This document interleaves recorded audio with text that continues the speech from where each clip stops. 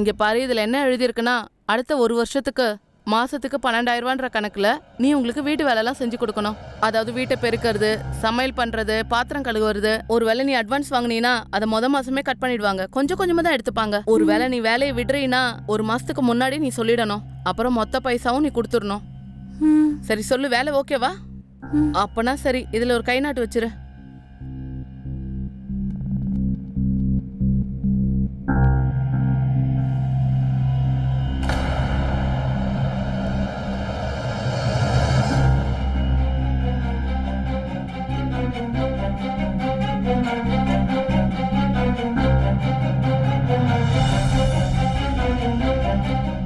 இந்த நான் உனக்கு ஃபுல் பேமெண்ட் கொடுத்துட்டேன். ஓகே, நீ சொல்லு, இந்த மொத்த பணமும் உன்கிட்ட கொடுத்துறவா இல்ல உங்க அப்பா ட்ரீட்மெண்ட் கொடுத்துறவா? அப்ப சரி, இப்ப இந்த மொத்த பணத்தையும் நான் உங்க அப்பாக்காக ஊருக்கு அனுப்பிடுறேன். சரியா? சரி, நீ இப்போ உள்ள போ. நான் உன்னை அப்புறமா கூப்பிடுறேன்.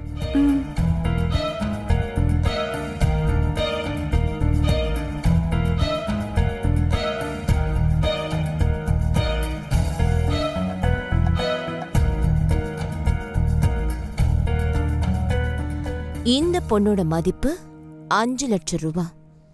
அப்புறம் 50,000 ரூபா கேஷ் இன் அட்வான்ஸ். அப்புறம் அவங்க இந்த காசை திருப்பி கொடுக்காத வரைக்கும் இந்த வேலையை விட்டு போக முடியாது.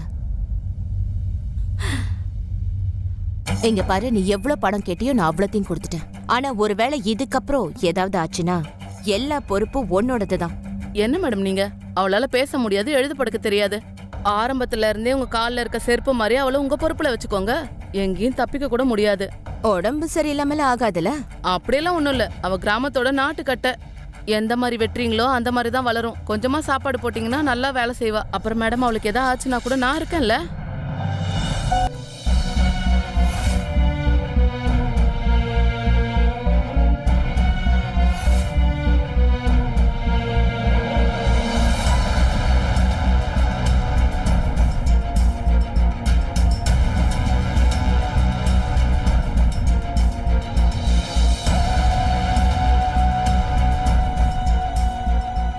ஷாம்லி, எங்க இருக்க நீ?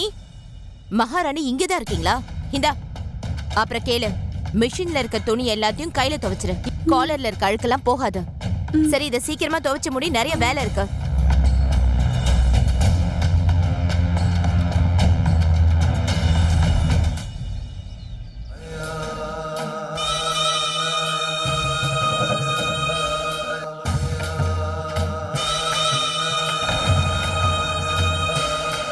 என்ன பாக்குற?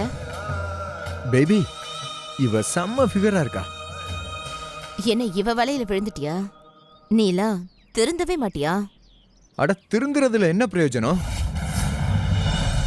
சரி, நான் உன்னை கேக்குறேன், இவளோட ஃபிகர் என்னை விட நல்லா இருக்கா?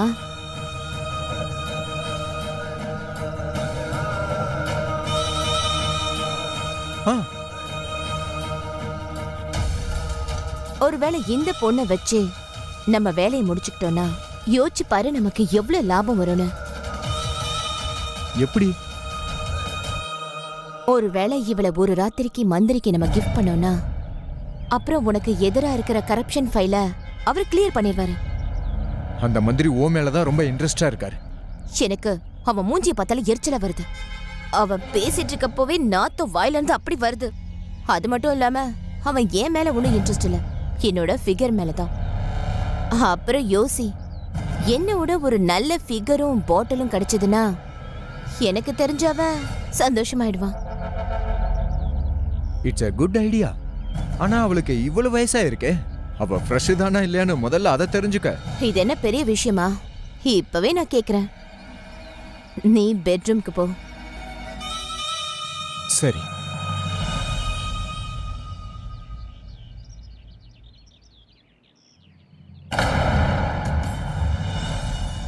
நான் உன்கிட்ட ஒண்ணு கேக்குவா? அது சரி, நீ கண்ணி கழிஞ்சிட்டியா? அட இல்லையா, பாக்குறதுக்கு ரொம்ப அழகா வேற இருக்க. அப்புறம் உனக்கு இப்ப வரைக்கும் கல்யாணம் கூட ஆகல? அப்புறம் உனக்கு கல்யாணமும் ஆகல, இன்னும் நீ கண்ணியும் கழியல. அப்புறம் யாரையாவது லவ் பண்ணிட்டு இருக்கியா? அப்படி எப்படி இருக்க முடியும்? அப்புறம் நீ எந்த பையனையும் லவ்வும் பண்ணல, இன்னும் நீ கண்ணியும் கழியல. ஓ, நான் சொல்றது உனக்கு புரியவே இல்லையா? ஒரு விஷயம் சொல்லு, நீ இது வரைக்கும் எந்த பையன் கூடயாவது அப்படி இப்படி இருந்திருக்கியா? வாவ், அப்பனா நீ இன்னும் கண்ணி கழியாத பொண்ணுதானா? இது ரொம்ப நல்ல விஷயமாச்சே. சரி, வேலையை பாரு.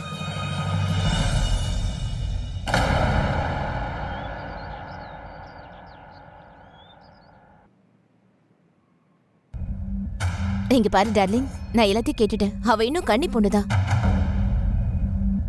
It's a good news.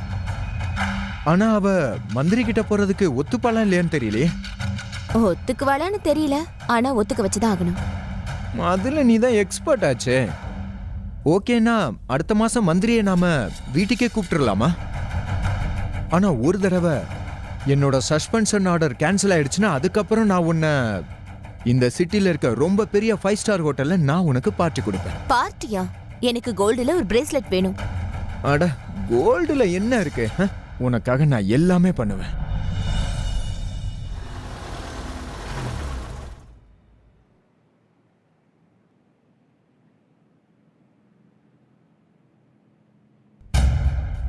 உங்க அப்பாவுக்கு உடம்பு சரியில்லைன்னு தீபா சொல்லிட்டு இருந்தா. அப்போ ஒரு ட்ரீட்மெண்ட்டுக்கு நிறைய செலவாகும்ல. இங்க பாரு, உனக்காக வேணும்னா நான் சம்பளத்தை கொஞ்சம் ஜாஸ்தி பண்ணிடவா? ஆனா அதுக்காக நீ எனக்கு கொஞ்சம் வேலை செய்யணும். இங்க பாரு, நம்ம வீட்டுக்கு ஒரு பெரிய மனுஷன் வர போறாரு. அவரு ஒரு மந்திரி. ஒண்ணும் இல்ல, அவர் கூட ஒரு ராத்திரி இருந்தா போதும். இங்க பாரு, அவர் என்ன சொல்றாரோ அதை செஞ்சா போதும். அதுக்கப்புறம் என்னன்னா பெரிய வித்தியாசம் இருக்காது. நீ கண்ணி பொண்ணா இருக்க மாட்ட. சொல்லு, உனக்கு ஓகேவா? சரி, இங்க பாரு, இங்க பாரு, என்னதான் உன் பிரச்சனை? பெரிய அழகேன்னு நினைப்பு என்கிட்ட முடியாதுன்னு உன்னால சொல்லவே முடியாது. நான் என்ன சொன்னாலும் அத நீ செஞ்சுதான் ஆகணும். புரியுதா?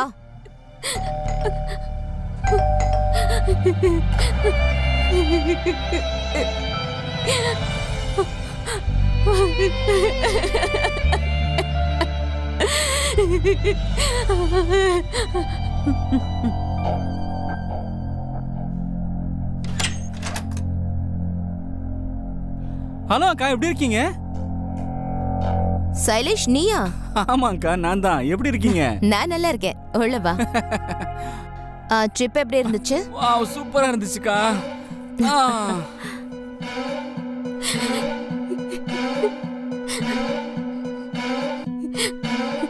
வேலைக்கார பொண்ணு இப்பதான் 2 நாள் ஆச்சு சேர்ந்து.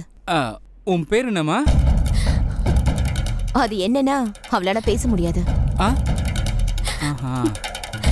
பார்க்க ரொம்ப நார்மலா இருக்காளே. நார்மலா? ஒன்னா நம்பர் பிடிவாதக்காரி, அப்புறம் பயங்கரமான தந்திரக்காரி. போய் டீ எடுத்துட்டு வா. துணியை லாண்ட்ரியில அப்புறமா போட்டுக்கலாம்.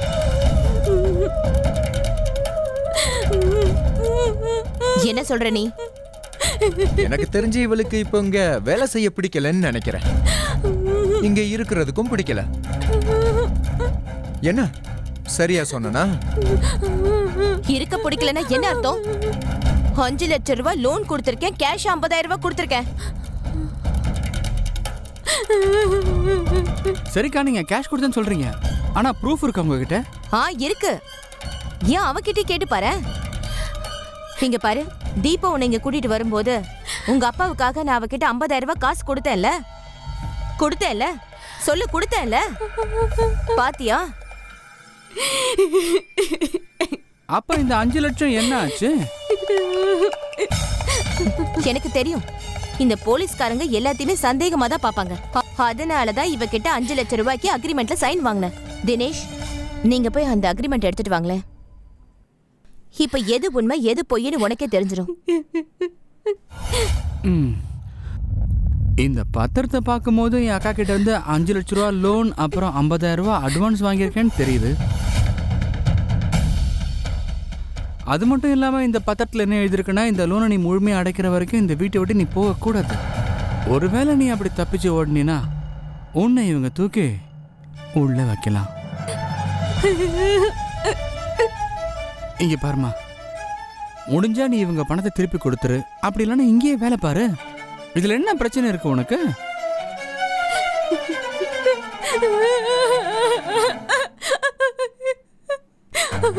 இவ பெரிய உத்தமி. இப்போ உன் நாடகம் எல்லாம் முடிஞ்சு போச்சா? போய் வேலையை பாரு. ஆ?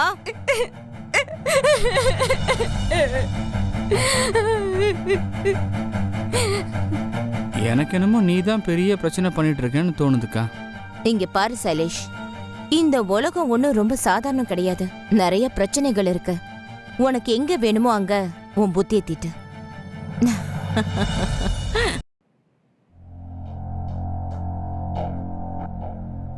இந்தா. என்னாச்சு?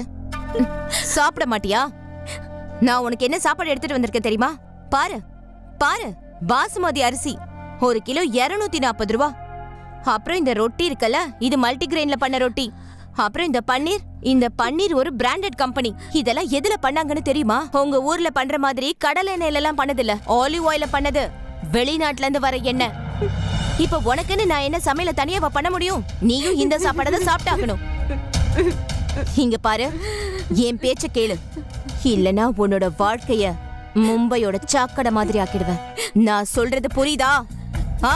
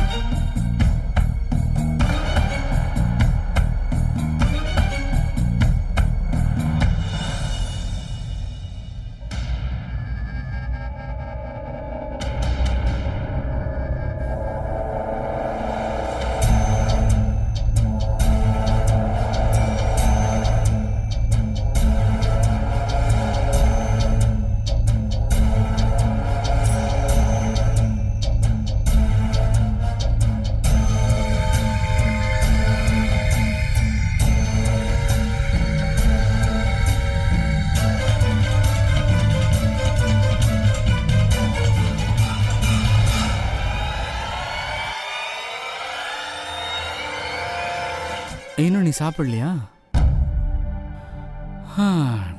இங்க பாரு, அக்காவோட அந்த பாண்ட் பேப்பர்ல நீ கை நாட்டு வச்சு பெரிய தப்பு பண்ணிட்ட. இதுல இருந்து நீ தப்பிக்கவே முடியாது. நீ இருந்து போகணும் இல்லையா? அப்போ நீ என்கிட்ட அக்ரிமெண்ட் போட்டுக்கோ. நான் உன்னை இங்க இருந்து வெளியில கூட்டிட்டு போறேன்.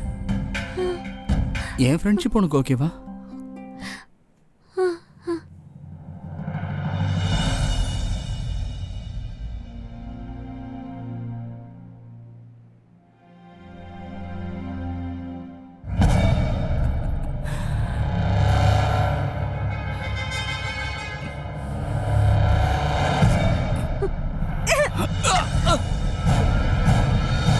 ஏய், நீ தானே என் கூட ஃப்ரெண்ட்ஷிப் வச்சுக்கிறேன்னு சொன்ன. இங்க பாரு, நான் உன்னை கட்டாயப்படுத்தல. இங்க பாரு, ஒரே ஒரு முறை எனக்கு அட்ஜஸ்ட் பண்ணினா நான் இங்க இருந்து உன்னை வெளியில கூட்டிட்டு போயிட்டு சந்தோஷமா வச்சு பார்த்துப்பேன். ஏய், ஏன் நீ இவ்வளவு பயப்படுற? நான் உன்னை சாப்பிடுவா போறேன். Please. God promise. இங்க நமக்கு நடக்கிறது வெளியில யாருக்குமே தெரியாது. புரியுதா? ஏய், அங்க என்ன நடக்குது? ஒண்ணும் இல்லக்கா, இவதான் என்ன கூப்பிட்டா. பாக்க அப்பாவியா இருந்துட்டு இவ்ளோ பெரிய வேலையெல்லாம் பண்றியா? முதல்ல என்கிட்ட காசை வாங்கிட்டு இப்போ என் தம்பியையும் வளைச்சு போட பாக்குறியா? இப்போ தப்பிச்சு போலான்னு பாக்குறியா? ஏய், உனக்கு இந்த மாதிரிலாம் பண்றதுக்கு வெக்கமாவே இல்லையா? அப்புறம் நீ உன்ன மாதிரி ஆளுங்களெல்லாம் வெத்தலை மாதிரி வாயில போட்டு துப்பிடுவாங்க. ஆனா உன்னால எதுவுமே அவங்கள பண்ண முடியாது. சரி, கிளம்பிங்க இருந்து. நீங்களும் போங்க. தொலைச்சிருவேன். உன் தேவைக்காக என்னோட தம்பிய வளைச்சு போடலான்னு பாக்குறியா? அடுத்த வாரம் அந்த மந்திரி வராரு. அவர் கூட நீ கண்டிப்பா இருந்துதான் ஆகணும். அப்புறம் கேளு, உனக்கு வேற ஆப்ஷனே கிடையாது. புரியுதா?